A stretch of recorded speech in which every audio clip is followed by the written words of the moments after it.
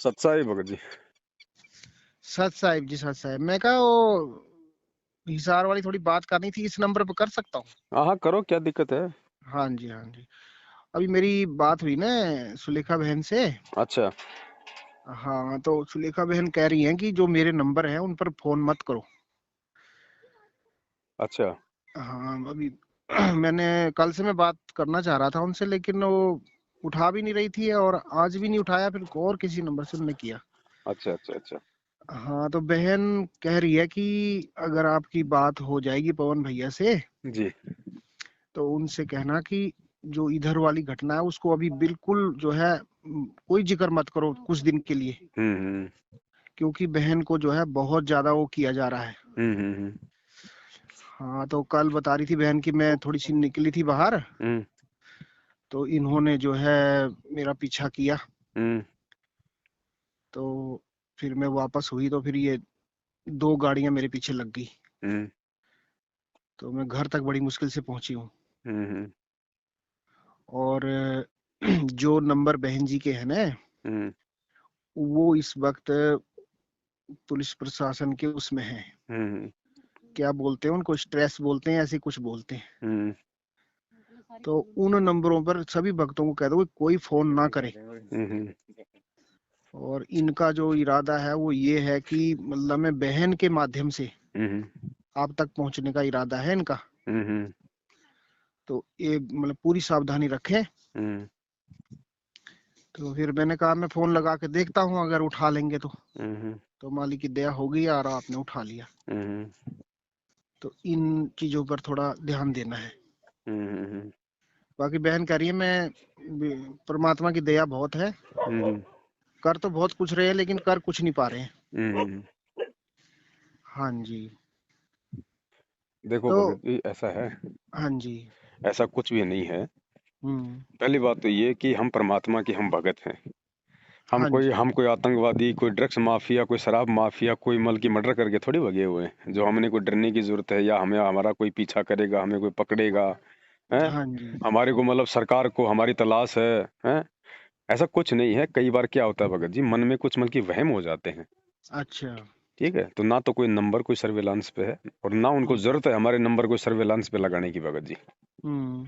ठीक है, उनके पास इतना समय नहीं है, उन बाकी जो बदमाशों को पकड़ने का समय नहीं अच्छा। है कि नहीं। तो ये जो है, ये मन के अंदर थोड़े बहुत मन की वहम हो जाते हैं थोड़ी सी अज्ञानता के चलते। अच्छा। अच्छा। बाकी ऐसा कुछ नहीं है। वो तो सबको पता है कि मैं जयपुर से हूँ, जयपुर से लाइव आ रहा हूँ, कल से जयपुर में हूँ, आज भी जयपुर रहूंगा। 1 तारीख को ब्यावर में सात संगति है, तो उन्हें हाँ पकड़ना जी। होगा तो वो तो सीधे वहीं आ जाएंगे ब्यावर। उसको बहन का पीछा करने की उनको क्या आवश्यकता है। क्या इच्छा, हाँ तो ये भी बात बिल्कुल सही है आपकी। है ना, ऐसा कुछ नहीं, ये मन के वहम हो जाते हैं। उन्होंने अपनी कोशिश की, मैनेजमेंट वालों ने। ये तो हर जगह करते हैं, कोई कोई नया थोड़ी किया उन्होंने कोई हिसार में। ये हम्म। कोशिश तो इन्होंने 2016 में मध्य प्रदेश गया, जबकि 2016 में इन्होंने जयपुर आके मेरे साथ में मारपीट की। आज भी जहां जहां जाते हैं वहां वहां ये लोग अपनी कोशिशें करते हैं। बस ये कि थोड़ा हरियाणा में इनका थोड़ा अपना दबदबा था, इसलिए थोड़ा इन्होंने प्रशासन को घूस घास देकर अपने हिसाब से वो करने का इन्होंने प्रयास किया। लेकिन भगत जी, हम्म। हम एक नॉर्मल सोच से ना सोचें, हमने इससे ऊपर बढ़ के ये भी सोचना है कि हम भाई, हम पूर्ण परमात्मा की शरण में हैं। जी जी। हम कोई आम व्यक्ति नहीं है भगत जी, हम कोई सामान्य सामान्य प्राणी नहीं है। हमारा रक्षक हमारा भगवान है, हमारा परमात्मा है। हम उसके ऊपर आश्रित होकर चलते हैं। हम कोई अपने बाल बच्चों की शादी के लिए नहीं जाते वहां पे रिश्ते बनाने के लिए। सही बात ठीक है। है, तो हमारा रक्षक परमात्मा है। जी। तो ऐसे कोई घबराने की, कोई डरने की जरूरत नहीं है। अगर जेल जाना पड़ा तो कौन सी बड़ी बात है। क्या हमारा भगवान नहीं बैठा जेल में? क्या पहले नहीं गया बिल्कुल। परमात्मा जेल में? हाँ जितने जी। भी महापुरुष हैं जिन्होंने संघर्ष किया है, उनको भगत जी यातना तो उनको सहन करनी पड़ी है। सतलोक इतनी आसानी से थोड़ी मिल जाएगा अपने घरों में डूब के रहने से। हाँ जी। हाँ जी। ये भक्ति है, संघर्ष है भाई। परमात्मा ने मीराबाई का उदाहरण क्यों दिया, धना जी का उदाहरण क्यों दिया, मंसूर का उदाहरण क्यों दिया? संघर्ष करना सही। पड़ेगा भाई। बिना संघर्ष के वैसा नहीं होगा कि हम लोग अपने घरों में बैठे बैठे मोबाइल पे लाइव देखते रहें और संघर्ष करने वाले मार खाते रहें। सही बात है। ऐसा नहीं चलता इस मार्ग में। जी। और जेल कौन सी बड़ी बात है, ये बात बताओ। क्या हमारा जो घर है वो जेल नहीं है? हाँ, हम भी जेल में ही हैं? हैं। और जेलर में कोई वो जेल में कोई कैदी थोड़ी रहता है। जो जेलर है वो भी तो सारा दिन बेचारा उसी कैद में रहता है, वो भी तो एक कैदी है। बस इतना फर्क है, रात को जाके वो अपने घर पे सो जाता है। हाँ जी। हाँ जी। और कैदी तो चलो साल 2 साल की जेल काट लेगा, वो जेलर तो पूरी जिंदगी की जेल काटता है। सबसे बड़ा कैदी तो वो है। बिल्कुल बिल्कुल। 2 टाइम का खाना अपने घर पे खाना, 2 टाइम का खाना वहां पे मिल जाएगा। यहाँ पे 100 प्रकार की टेंशन है, जेल में खाली मालिक का नाम ही रहेगा। हाँ जी। दिक्कत क्या हमारे को बताओ? हमारे तो दोनों हाथों में लड्डू हैं। सही कह रहे हो। तो ऐसा कुछ नहीं है भगत जी, मन में कुछ वहम हो जाते हैं कभी कभार। ठीक है। उनको तो ये लगा कि यार ये लोग डायरेक्ट हिसार में आके साथ संगति कर दी, हमारा तो भांडाफोड़ हो गया, हाँ लोगों के बस वो अंदर से सबसे वो डर निकल जाएगा ना। सबसे बड़ी बात वही है। हाँ कि भाई ऐसे तो संगत के अंदर से डर ही निकल जाएगा। और दूसरी बात यह है ना कि इन्होंने पहले धमकियां दी थी और फिर इन्होंने देखा कि भाई ये तो मान नहीं रहे हैं, अभी इनके अहंकार को और ज्यादा ठेस लग गई। हाँ, तो हिसार में तो भगत जी इन्होंने करना ही करना था, करना ही था इन्होंने। है कि नहीं? और जब तक ये ऐसा नहीं करेंगे तो मुझे एक बात बताओ, इनका पाप का घड़ा कहाँ से भरेगा? हाँ अब ये ना अपने कर्म पे फोड़ने ने। तो यही सब कुछ होना है और ये होता रहेगा। ये भगत जी संघर्ष है, ये अंतिम श्वास तक चलेगा। भगत जी बिल्कुल। जब एक समय अमिताभ बच्चन था, हाँ जी। जब लगातार उसकी फिल्में फ्लॉप होती जा रही थी, थक हार के वो अपना बोरिया बिस्तर बांध के जब बॉम्बे के रेलवे स्टेशन पे अपने गांव जाने के लिए आ गया कि मेरी बस की बात नहीं है ये फिल्में वाल में बनाना, तो किसी के कहने समझाने पे वापस चला गया। वापस जाके बड़ा दुखी होके उसने अपने बाप हरिवंश राय बच्चन से कहा, हाँ जी। शॉर्ट में कहा कि पिताजी संघर्ष कब तक? वो थक गया था पूरा बुरी तरह से, उसकी कोई फिल्म नहीं हो रही थी सही। उसने सोचा कि बिल्कुल तेरा जो करियर है वो तबाह हो गया। तो उसने थक हार के अपने बाप से कहा कि पिताजी संघर्ष कब तक? तो हरिवंश राय बच्चन ने कहा कि बेटा जीवन जब तक। जी। जब तक तेरा जीवन है, जब तक तेरी अंतिम श्वास है, तब तक यहाँ पे संघर्ष है। तो भगत जी जब एक बात बताओ, जब हमारा बाप, हमारा भगवान, हमारा बंदी छोड़ आज हिसार जेल में बैठ के संघर्ष कर रहा है, तो हम भक्तों को कहाँ से वो सुख शांति मिल जाएगी? और मूर्ख है वो भगत जो इस समय जो मतलब सुख शांति की उम्मीद करता है। बिल्कुल सही कह अरे रहे हो भगत बाप जी। तो संघर्ष कर रहा है, जेल में बैठा है, लोगों की यातनाएं सहन कर रहा है, लोगों के ताने सहन कर रहा है, रिमांड सहन कर रहा है, हैं? और बेटा नालायक जो है मतलब बढ़िया ऐशो आराम की नौकरी, बढ़िया रहन सहन, गाड़ियों में घूमना फिरना, हैं? और मोबाइल पे देख रहा है बैठा बैठा लाइव, मरने वाले मर रहे हैं, गालियां खाने वाले खा रहे हैं। तुम लाइव देख के पार हो जाओगे? सही कह रहे हो। भगत जी लोहे को जब तक आग में नहीं तपाया जाएगा, जब तक ऊपर से लोहार हथौड़ों की चोट नहीं मारेगा ना, हाँ जी। उस लोहे का कभी कोई औजार नहीं बनता, उसकी कीमत नहीं बनती। और 1 किलो का लोहे का अगर कोई हो, अगर वैसे कोई अगर सामान्य रूप से 1 किलो लोहा हो तो उसकी कीमत होती है 20-25 रुपए किलो। हाँ और जी। 1 किलो लोहे की अगर सुई बना दी जाए तो 1000 सुई बन जाती है, और एक एक सुई बिकती है 20-20 रुपए की। एक एक से हाँ। सही कह रहे हो। तो भैया अगर भगत बनना है तो अपने गुरुजी के वचन पे चलना पड़ेगा, अपने गुरुजी को देख के, अपने गुरुजी के पद चिन्हों पे चलते हुए जो संघर्ष जो गुरु कर रहा है अज्ञान और पाखंड को मिटाने के लिए, वो संघर्ष भगत ने भी करना पड़ेगा। मोबाइल पे बैठ के मोक्ष नहीं हो जाएगा। नहीं होगा। आना पड़ेगा साध संगतियों में, संघर्ष करना पड़ेगा, लोगों को सच्चाई बतानी पड़ेगी, कोई गाली दे तो खानी पड़ेगी, मारे तो पिटना पड़ेगा। और जो ऐसा करने को तैयार हो जाएगा फिर उसके साथ बंदी छोड़ हो जाएगा। और भगवान ने हिसार की साध संगति का एग्जाम्पल बना दिया कि बना मैं दिया। मेरे सभी बच्चों को शेर के मुंह से निकाल के लाया हूं। शेर के मुंह से। सही कह रहे हो भगत जी। इन्होंने पूरी कोशिश की थी वहां पे, पूरी प्लानिंग 150-200 लोगों ने मिलके कि आज यहां से पवन दास बच के नहीं जाना चाहिए किसी भी हाल में। प्रशासन तक को भी इन्होंने अपनी मुट्ठी में कर लिया था हर प्रकार से कि मार दें तो आप लोग कुछ भी नहीं करोगे। इन्होंने उनकी रक्षा करनी थी। भाई प्रशासन का मतलब क्या था वहां पे सत्संग में आने का और सत्संग को रुकवाने का? कोई मतलब नहीं इनका, और भी तो हो रहे हैं बहुत सारे। अरे दारू के ठेके चल रहे, लोग वहां पे मर रहे हैं, पिट रहे हैं, वहां से पी पी के दारू अपने बच्चों को मार रहे हैं, पीट रहे हैं, सारे उल्टे काम कर रहे हैं। उस शहर में चोरियां हो रही हैं, डकैतियां हो रही है, 100 प्रकार के उल्टे कुकर्म होते हैं वहां की होटलों में।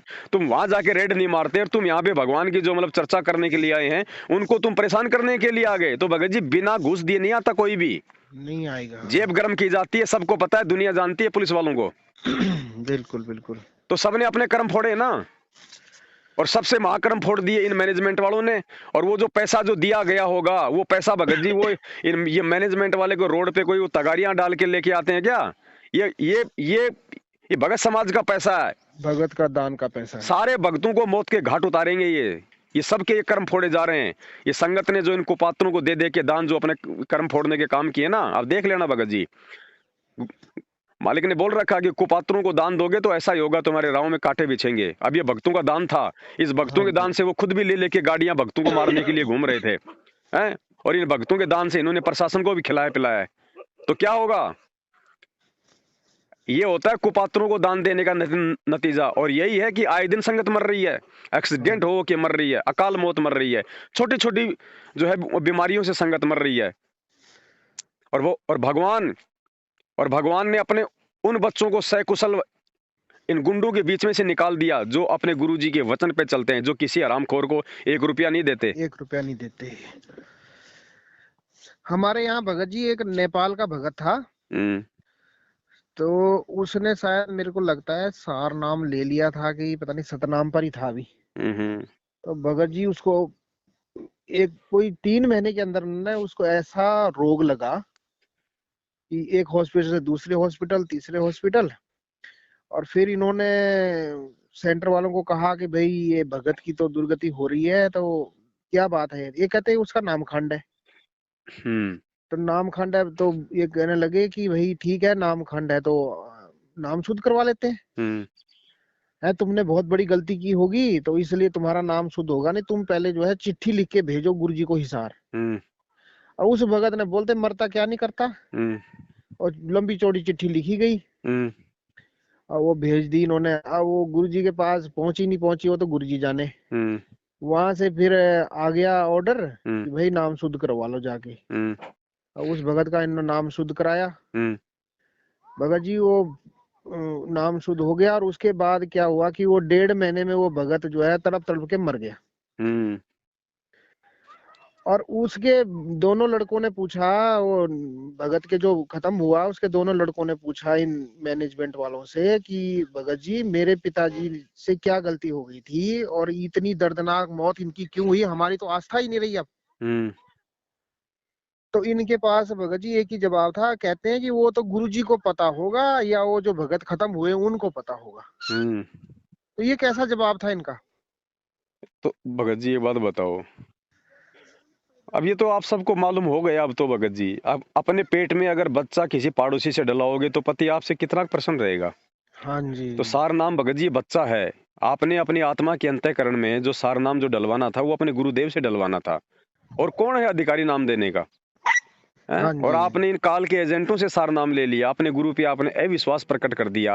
क्या पता गुरु जी आएंगे कि नहीं आएंगे, सार नाम तो ले लो, सतलोक चल चलेंगे। अरे वाह! अरे जब सतलोक की चाबी हमारे गुरु जी के पास है कि साहिब कबीर आजा आत्मा तो ही पुकारती, तेरे हाथ में चाबी ओ सतगुरु सतलोक द्वार की। सतलोक द्वार की। सतलोक की चाबी तो गुरु जी सार जेल में लेके बैठा है, तुम नालायको इन लोगों के साथ जाने की सोच रहे हो सतलोक में ले लेके फर्जी सार नाम। हाँ जी। तो मरेंगे भगत जी, और होगा क्या? अभी तो ये इनको गुरुजी की जरूरत ही नहीं है किसी को, ये तो बोल रहे हैं कि हमें सब कुछ मिल रहा है यहाँ से। जिनको जरूरत है वो मैनेजमेंट के तलवे नहीं चाटेगा, वो अपने गुरुजी के ही तलवे चाटेगा। और गुरुजी उन्हीं आत्माओं के लिए आएंगे और उन्हीं आत्माओं को आगे परमात्मा को असली सार नाम देंगे। मैंने एक बार इनसे कहा, कोऑर्डिनेटर से मैंने कहा कि भगत जी गुरुजी तो अभी आए नहीं बाहर, हम्म और गुरुजी नहीं आएंगे तो हम सतलोक कैसे जाएंगे? हम्म तो मेरे से कोऑर्डिनेटर ने कहा कि आपको इन चीजों से क्या लेना है, आपको गुरुजी के संदेश आ रहे हैं और आप अपने लगे रहो, आपको ड्यूटी दे रखी है नाम जपने की। हम्म मैं कहा भगत जी ये कैसे हो सकता है कि गाड़ी खड़ी है, ड्राइवर है ही नहीं, हम्म और फिर कैसे चलेगी वो गाड़ी? हम्म कहते आप ज्यादा बातें ना बनाओ, आप हम्म भटक गए हो, आपने पवन की वीडियो सुन ली होगी कोई, हम्म और वगैरह वगैरह कह के। मैंने कहा सुन ली तो क्या हो गया, क्या गुरुजी ने मना किया हुआ है क्या किसी की वीडियो सुनने के लिए, देखने के लिए? हम्म तो गुरुजी तो खुद खोल खोल के राधा स्वामी की किताबें दिखाते हैं हमारे को। जी। तो ये आप कैसी बात कर रहे हो? कहते आप जो है वो हो गए हो, भ्रमित हो गए हो, औरों को मत करना। हम्म मैंने कहा कोई बात नहीं, हम भ्रमित ही अच्छे हैं और आप अपना काम करो। फिर इन्होंने थोड़ा दबाव डाला, काफी लोग हमारे घरों में, हमारे घर में भेज दिए यहाँ। कभी 2 हम्म आ रहे हैं, कभी 3 आ रहे हैं। तो ऐसे हम तंग किए इन्होंने, फिर हम माने ही नहीं, फिर हट हम्म गए। हम्म तो अभी हमने फिर ये 25 तारीख को घर में ही साथ संगति कर ली यहाँ। वो हुआ क्या कि हमने टिकट कर रखी थी हिसार की, हम्म तो टिकट हमने सारी इकट्ठी करनी थी, वो आने की भी करनी थी, जाने की भी करनी थी। हम्म तो हुआ क्या कि जैसे ही हमने वो टिकट बुक करने के लिए वो फार्म भर के रखे थे ना, हम्म तो वो पहले फार्म पकड़ लिया उसने, वो वापसी का हम्म वापसी का फार्म पकड़ा। तो इतनी देर में उधर से एक भाई आ गया दौड़ते दौड़ते कि भाई टिकटें मत करवाओ, सारी ट्रेनें कैंसिल हो गई हैं हम्म और आपके पैसे फंस जाएंगे। हम्म इतनी देर में हमारी टिकट कट चुकी थी, जी। तो हमारे पैसे भी वो फंस गए। फिर वो कहने लगे कि ये तो इधर से गाड़ी जाएगी नहीं, तो आप वहां से आओगे कैसे। हम्म तो भगत जी फिर हमने उसके बाद और कैंसिल कर दी। हम्म तो फिर मैंने आपको कई बार फोन लगाया, आपने फोन उठाया नहीं। फिर जोड़ भगत जी ने फोन उठाया, हम्म फिर मेरी बात हुई। तो मैंने कहा भगत जी ऐसी ऐसी बात हो गई है, इधर से हम 9-10 भगत थे, तो हमें जो है यहाँ किसानों ने सारे ट्रैक बंद कर दिए, वो अभी तक भी नहीं खुले हैं। जी। तो हम अगर वहां पहुंचेंगे नहीं तो फिर हम आएंगे कैसे। हम्म तो हम चाहते हैं कि यहाँ हम 10-12 भगत है, तो हम यहाँ साथ संगति कर लें क्या, इकट्ठे होकर के। तो हम्म कोई और भगत जी करने लगे कि भाई अगर ऐसा हो सकता है तो कर लो, अच्छी बात है। हम्म तो फिर हमने 25 तारीख को यहीं पर ही करी हम्म साथ संगति। तो भगत जी अभी एक बात और पूछनी थी आपसे हम्म कि अभी इधर से सारी ट्रेनें बंद हैं, हम्म पंजाब से, मतलब मैं पठानकोट से बोल रहा हूँ। जी। तो हमारी इच्छा थी कि चलो वो जयपुर वाली साथ संगति में आते। हम्म। तो ये अभी मेरे को तो लग नहीं रहा है खुलेंगी। अब ये तो तो भगत जी देखो, ये पाबंदियां तो होंगी, काल भगवान नहीं चाहेगा इस धरती पे कोई धर्म का काम आगे बढ़े। हाँ जी, भले इसने कारण कोरोना बना दिया और कुछ बना दिया, लेकिन मैंने उसका मकसद काल भगवान का साध संगतियों को रुकवाना। जो भगत लोग हैं इस धर्म के काम में पांचों यज्ञ में शामिल ना हो, इस भगवान को भोग ना लगे, जिससे कि दुनिया में थोड़ी बहुत कोई शांति हो जाए। तो हाँ सारा जी, जो सिस्टम है वो आध्यात्मिक तौर से हमें सोचना पड़ेगा।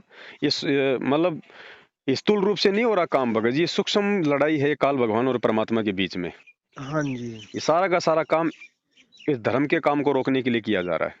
ये आने वाले समय में लोगों को समझ में आ जाएगा। तो हाँ, ये पाबंदियां नहीं चाहता कि होंगी कोई तो भी बचे। कोई बड़ी बात नहीं है, कोई दिक्कत नहीं है। हम अपने घर पे कर लेंगे परमात्मा को भोग, अपने अपने घर पे लगा लेंगे, क्या दिक्कत है। अगर समय होगा, अगर परमात्मा समय देंगे तो हम निकलेंगे अपने घरों से। हाँ जी, तो भगत जी मैं ये पूछना चाहता हूँ ना जी कि वैसे तो हमारी पूरी 100%, 101% कोशिश रहेगी कि हमने वहां पहुंचना है। जी। तो जैसे अब गाड़ी ही नहीं चलेगी भगत जी, तब तो मतलब ही नहीं बनता ना आने ना का। कोई दिक्कत नहीं, वो तो एक मजबूरी हो गई ना फिर हमारी। हाँ जी। फिर तो अपना तो टिकट कैंसिल कराओ। हाँ जी, तो भगत जी जैसे मान लो हम नहीं पहुंच पा रहे हैं, हम्म तो हम जैसे अभी हमने 25 तारीख को यहीं पर ही हम 10-15 भगत इकट्ठे हो गए थे, बिल्कुल। और जैसे आप करते हो ये मतलब भोग लगाना वगैरह, वैसे हमने यहाँ कर लिया था। जी। तो वैसे फिर हम यहाँ कर लेंगे, ठीक रोज रहेगा। करो ना भगत जी, किसने मना किया, रोज करो ना, हाँ जी, परमात्मा हाँ तो जी, इसी से प्रसन्न होते हैं। हाँ जी, हाँ जी, बस वही मैंने पूछना था कि हम यहाँ कर लेंगे अगर नहीं पहुंच पाए तो। और बाकी ऐसे कोई डरने घबराने की जरूरत नहीं भगत जी, हम कोई उल्टे काम नहीं कर रहे हैं, परमात्मा हमारे साथ में है। और दूसरी बात भगत जी, अपने घर में तो कुत्ता भी शेर होता है। जी जी जी, अपने सही कह घर रहे में हो तो भगत जी कुत्ता भी आप। शेर होता है भगत जी, और हम भगत हैं, हम इनके बराबर हो नहीं सकते। तो इन्होंने तो अपनी वो कुत्ते वाली औकात इन्होंने दिखा दी इस हार में कि हम पक्के कुत्ते हैं, एक नंबर के। हाँ जी, हैं? बिल्कुल।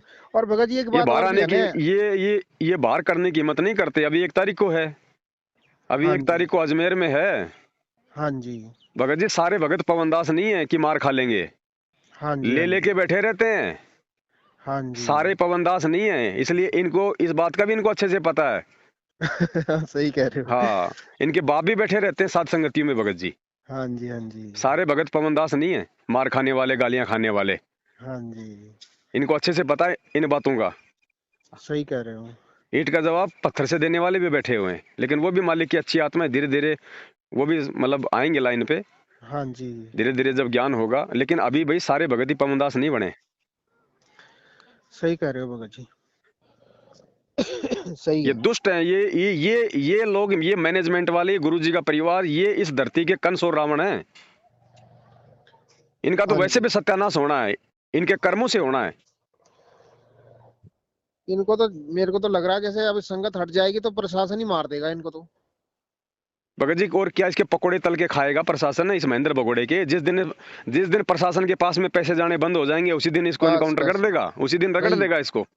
बिल्कुल सही कह रहे हो आप। संगत का पैसे पैसा से जा रहा है तो बच रहा है ये, वरना प्रशासन को अच्छे से पता है ये कितनी बार पेशाब करता है, कहाँ जाता है ये तो प्रशासन ने सोने के अंडे देने वाली मुर्गी पाल रखी है। अरे इसको पकड़ेगा प्रशासन तो प्रशासन नहीं मरेगा, उल्टा ये सारे राज उगल देगा।